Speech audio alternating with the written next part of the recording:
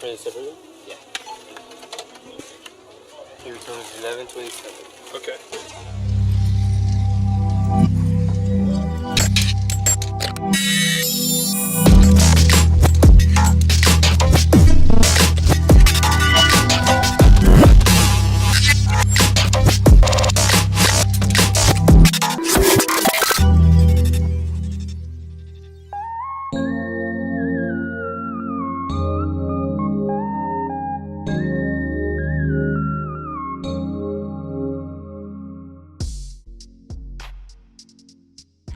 Jadi, apa itu realistic group conflict theory?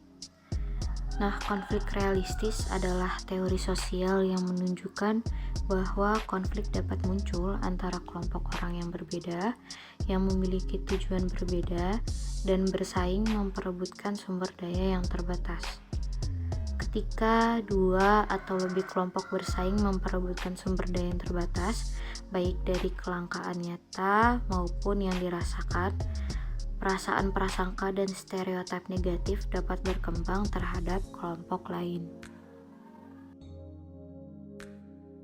Teori konflik realistis.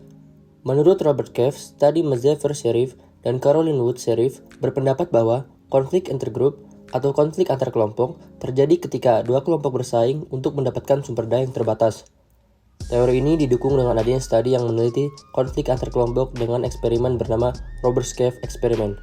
Eksperimen Roberts Cave dilaksanakan selama 3 minggu di area camping musim panas, Roberts Cave State Park, Oklahoma. Lalu prasangka yang muncul yang pertama adalah contemptuous prejudice. Biasanya ini terjadi pada orang kaya kepada orang miskin. Contohnya, mengucilkan, merendahkan, ataupun menghindari kelompok tertentu yang lebih rendah. Yang kedua, envious prejudice. Cemburu atau iri terhadap kelompok yang lebih tinggi dari kelompoknya. Realistic group theory berpendapat bahwa ketika berada dalam konflik, dua perubahan penting terjadi pada setiap kelompok. Perubahan pertama melibatkan peningkatan permusuhan terhadap kelompok yang berlawanan, dan perubahan kedua melibatkan intensitas loyalitas yang meningkatkan terhadap kelompok. Dalam pola perilaku ini disebut sebagai etnosentrisme. Lalu, situasi saat terjadinya kompetisi, kelompok yang kalah menjadi frustasi, kesal, dan mengalami ketidakbahagiaan diikuti kecenderungan menyerang kelompok yang tidak disukai.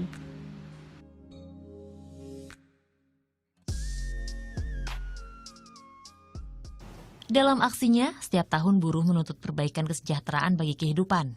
Namun mewujudkan keinginan tersebut bukanlah hal mudah. Masalah ini memiliki efek domino terhadap dunia usaha serta perekonomian suatu negara.